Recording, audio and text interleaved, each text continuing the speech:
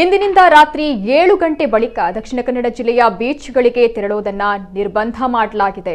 ಹೊಸ ವರ್ಷ ಹಿನ್ನೆಲೆ ಭಾರೀ ಜನ ಸೇರುವ ಸಾಧ್ಯತೆ ಇದ್ದು ಕೋವಿಡ್ ಸಂದರ್ಭ ಸೋಂಕು ಹರಡುವುದನ್ನು ತಪ್ಪಿಸಲು ಮುಂಜಾಗ್ರತಾ ಕ್ರಮವಾಗಿ ಬೀಚ್ಗೆ ತೆರಳುವುದಕ್ಕೆ ನಿರ್ಬಂಧ ಹೇರಲಾಗಿದೆ ಅಂತ ದಕ್ಷಿಣ ಕನ್ನಡ ಜಿಲ್ಲಾಧಿಕಾರಿ ಡಾಕ್ಟರ್ ರಾಜೇಂದ್ರ ಕೆವಿ ತಿಳಿಸಿದ್ದಾರೆ.